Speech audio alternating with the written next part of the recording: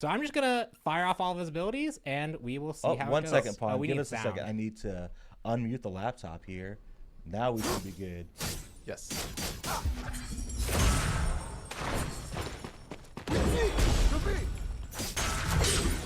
Let's settle this. So And now we sick. fight. So And just for sick. good measure, Tower Killer. We won the fight. We win. So yeah, there you get to see quite a lot of his abilities, and I think. But probably not even all of them. Right. Yeah, we actually didn't get to see his 2 refire. We haven't seen his wishes at all. And I didn't even show that you actually have cleaving auto attacks. I don't know if I'm quite in cleaving range here.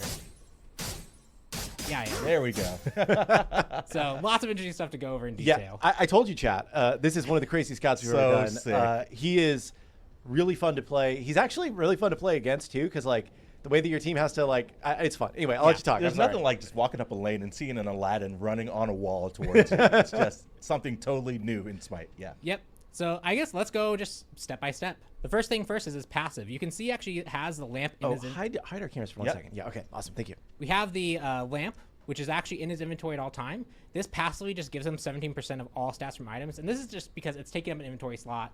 It just adapts to however you are building to make sure that it doesn't feel like a loss for having this in your inventory. If anything, it's actually kind of better than a normal item, but you can always sell it once you're done with using your 3 wishes, which we'll get into. Yeah. This actually gives you access to the active ability, which swaps your whole abilities to these wishes. So you can see Aladdin's now kind of looking to wish for his different wishes. And you see one's grayed out, which I'll get into detail. The first one is But why is it great now? wealth. So he wishes for wealth. This gives him an immediate 250 gold, as well as makes it for the next 3 minutes. Every god kill and assist that you get gives you 100 bonus gold. So this is the shot calling wish. This is the, I think I'm about to go off. I think we're about to win a big team fight. I think my gank's about to be really successful. You wish for wealth and you try and make that play work. Go out, get that money. Yeah. Yep. The second one is for immortality, which is only accessible if you are dead. Stop that. At which point you get to immediately revive. There we go. Immediately revive, chat. You get to immediately revive, and you get a big burst of speed as you leave the base to join back into the fight. Again, these are once per game per wish. You only get wealth once. You only get immortality once. And the final one is power, which I won't be able to showcase as easily because I'm cheating right now, so I have no cooldowns. But what it does is it immediately resets all your ability cooldowns, including your ultimate. It immediately gives you 2 charges of Genie Strength, which is the eyes and the passive meter, which we'll get to. And it resets all your item cooldowns. So once per game, no cooldown will hold you back. Yeah. You just get to immediately pop it all and get them all back. That's great. That's Yeah, it so is cool. pretty wild. Yeah, it is pretty wild. All these wishes, we knew that if we were going to do the wishes justice, they had to be these very, very, very impactful things. So they get globally announced whenever you use it, so everyone hears that you've wished for one of these wishes. Chad is asking, even your relic cooldown gets reset when you wish? I actually don't know off the top of my head where I landed on that. Let me check. Cooldowns 1. Yep. Yes. I was pretty sure, but I didn't want to like confirm that without checking. Okay, cool. But you can only do it once in a game. Yes. Yeah. So pick your moment or don't. Use it Yeah. randomly. Now, up to and you. you can combo these, right, Pon? So if I wanted to use Wish for Wealth and then use Wish for Power to start confirming kills, that works? Yep, you can use them at any point. You can burn all 3 instantaneously if you want. You can save them for the right time. You could not use them at all if you don't want to. But these are your 3 wishes, and making it so that once per game let us really ramp up these effects to be as powerful as possible. Yeah.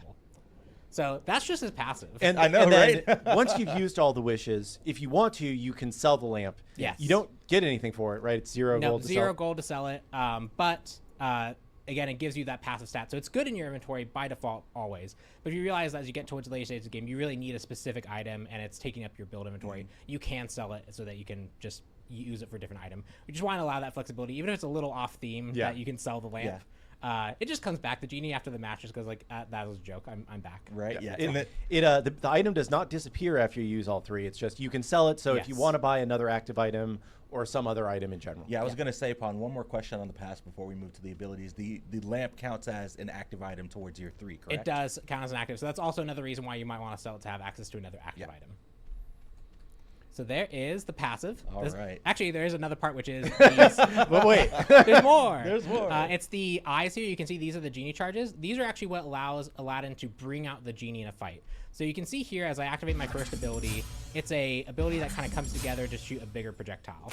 When I fire it out, this ability can be refired. And when I refire it, the Genie appears and pushes that projectile back at me. And it took one of those charges away. So that's how his whole kit works, is 1, 2, and 3 all have this functionality. Once you use the ability, you'll be able to refire it so that you can have the Genie come in and follow up with some form of attack. So going by each ability, your first ability is, I believe it's Kufik. Yeah, Kufik Invocation. Yeah. And this is, Kufik is a specific art style of like scribing, like lettering to make very artistic pieces of work. Yeah. It actually, this actually spells roughly Jin, forward and backward. Oh, nice. That's so awesome. It actually has That's a little cool. extra tell. But you can fire as a shotgun blast that just deals damage to targets a path through with reduced reduction. And you can fire these back as all these separate Nice. different projectiles. Or you can charge it, which increases the hit area, the length that it travels, as well as it basically does the full damage as if you would have hit all 5 of the small projectiles. You can fire that and have them come back. So this gives a lot of applications. If you can get on top of someone, you can just quickly shotgun blast this as one of the lowest pre-fire abilities in the game. But you have to be right on top of them. Yeah. Or you can charge it up for a more long-range poke. His second ability is Sultan's Grace. This is a pretty standard dash. He dashes through targets, dealing damage. And you can see I have this little refire circle, which if I call, the Genie comes in and just unleashes a flurry of punches on the So target in front of me. And the Genie is a separate character. He's not Aladdin. So if Aladdin's stunned, CC'd, dead, the Genie will just keep punching. Yep. So you can freely cast other abilities during this. You can freely fight. If someone stuns you, these will continue to go out. Just gives this ability extra utility that other abilities don't have. And also the 2 does more damage as I dash the target. So if I keep dashing through the target,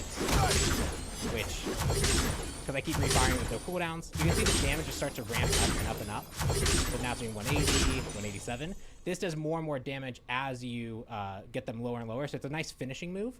And that finishing bonus damage scales with intelligence. So if you want to go pure intelligence focused Aladdin, your 2 is going to be a really strong finishing move.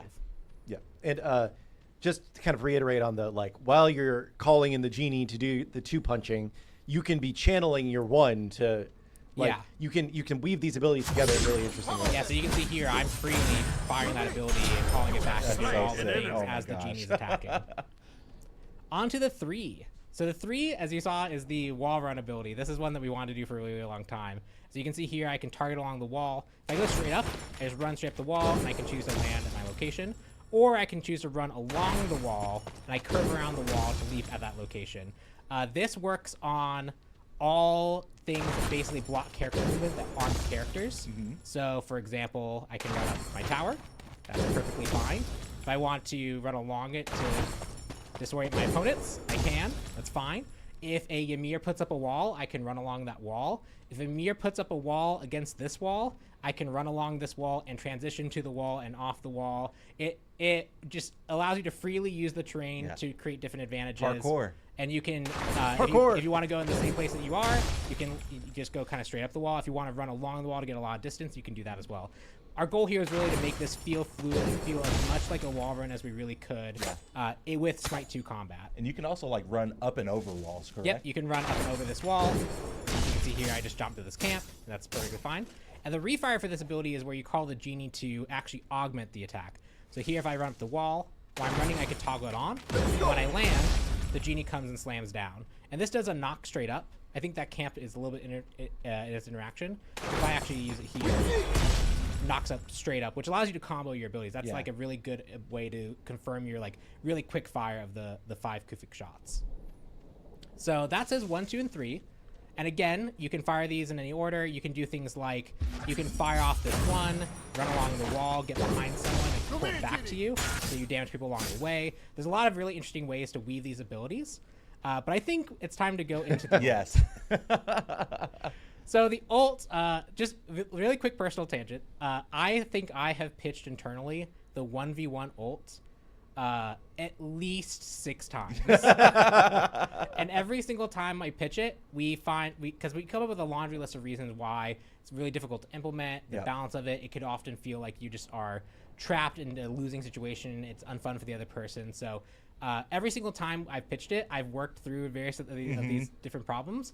And finally, with Aladdin, we actually got a good situation that, one, it made sense for the 1v1, because that's often a blocker is what actually is justifying this. Well, jumping in the lamp is pretty cool. Oh, yeah.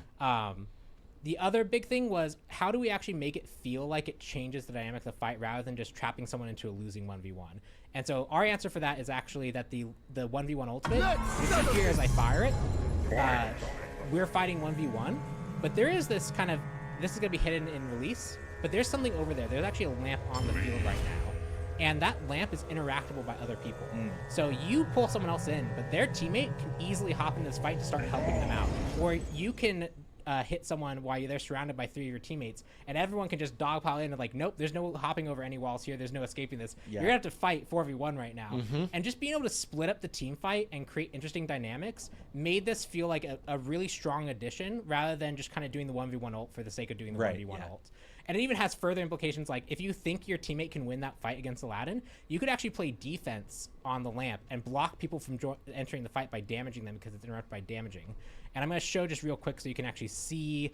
I have these Aladdins over here so that we can actually see what that looks like on the outside perspective. And this is a skill shot, just skill for shot. chats. So you do have to actually hit people with your lamp when you throw it for them to get sucked in. So here, we fire it, and you can see the lamp's actually here. We have an icon to indicate who's in the lamp right now. And then when I join, I'm now in the fight, and I'm able to actually help fight against this person. It's a 16-second fight where at 8 seconds you're able to leave.